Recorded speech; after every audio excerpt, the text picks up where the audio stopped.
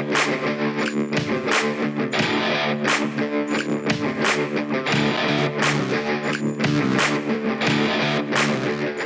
so what I did was cut the smaller hole where I could see that it was in between the floor joists.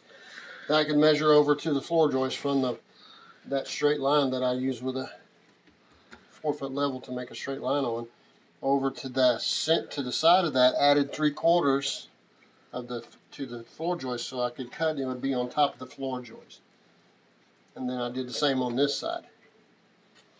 Then, after cutting and cleaning all that up, I cut the bores to fit in between the floor joists, like so.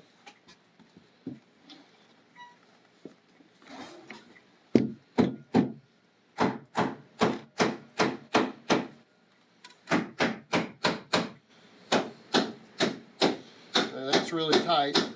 You don't have to be that tight. And if you're not, sometimes I'm not,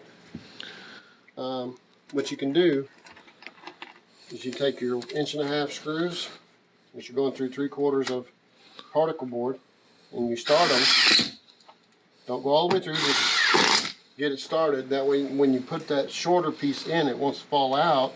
You just hold it with your hand. Let that 1.5" screw hold it in place, which I didn't hold very well.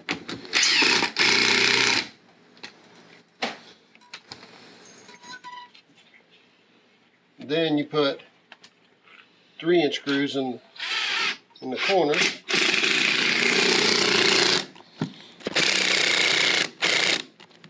I got a dead battery. So that's what we're going to do all the way around. Then we're going to cut a piece of plywood to fit this hole, and we'll show you what we do when we do that. Dead battery. Looks like I may have to trim it up a little bit. Let's see. Nope. Fit right in. Every now and then I do something right. Now we're going to put screws all the way around, about every 6 inches on both sides, no more than 6 inches, which would be from your pinky to your thumb. And then in the field you do from your elbow to your wrist. That's what I taught my helpers. What is 6 inches? Well, you can pull the tape measure out, but hey, that and this, 24 in the field. You can go more. It's not necessary, but you can go more.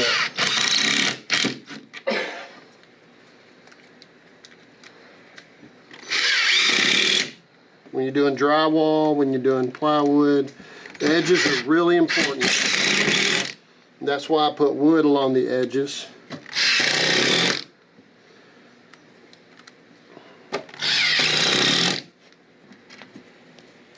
And screws very much. Fasten everything as tightly as I can without being overkill. Ounce of prevention's worth a pound of cure.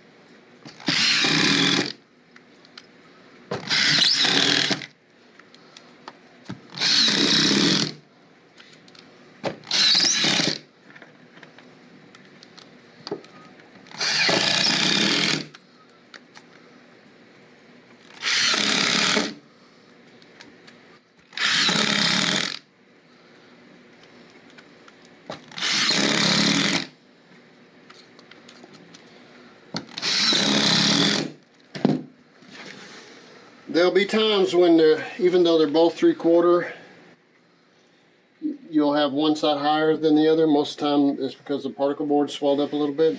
If you notice, we're real close right there and there. Right here, That's when you want to use floor leveler if you have a need for it, where like if you're doing a glue down tile or floor or linoleum or something, you want to level out with that floor leveler. Okay.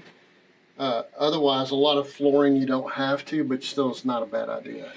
But that's why that you can make floor leveler. And then paint it. And then paint it. You're right. That way, ever it gets wet again, it will resist whatever moisture gets on it. Okay. It could be primer.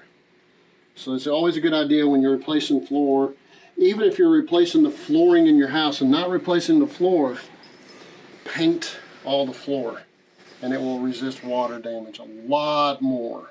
Okay. Much, much more. Is it going to be waterproof? No.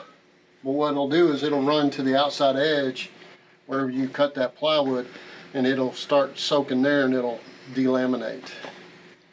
So, or particle board to do the same. Wherever the edge, wherever it's not coated, that's where it's going to get bad and wick back. On particle board can wick back 3 feet. Right. 3 or 4 feet. If the house is at a level, it can wick back 5 or 6 feet if there's a way that I've seen it where water leaked down onto the underbelly and held water in the underbelly, and then the moisture got to the bottom of the floor.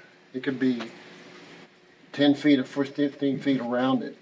There was one where a water line got bit or chewed on by a mouse in the middle of the living room. I went underneath and there was like a bathtub of plastic stretched out. Okay, so I had to get to this leak, which is where that water was. And so I was like, well, I'll be smart. And this guy that was working with me, Jerry, he says, Mr. Phil, I'm not going to do that because I was going to cut the plastic and let it out. Yeah. So I'm going to get half pads, you know, the pier pads, and I'm going to lay on that to keep the water from getting to me. No, that was a big mistake because when I cut it a little bit, I thought, well, I'll just cut it a little bit. It went, Okay, good. Now, Noah's Ark was not going to save me. Water just went over the top of me. Yeah. So I was totally wet. And he was laughing, trying not to suck down his cigarette in his throat. I told you, Mr. Phil, I wasn't going to do that. I'm crawling out there soaking wet. Yeah. But yeah, that plastic can hold and it can mess up the whole floor because of that. And a lot of times when you get water damage, the insurance company now, years ago they didn't, will encourage you to replace all the wet insulation and put in new. Because you could go in there and replace all the floor brand new, and then the wet insulation would get the moisture against the bottom of the floor. Yeah. So that's why you would replace that insulation if your floor got wet. Yeah. Sometimes you can take it out and if you got time, dry it, you know, but I've never had that much time. All right, we're going to put this back over until they get ready to replace their floor. They can put a welcome mat right there so they can feel more welcome or something.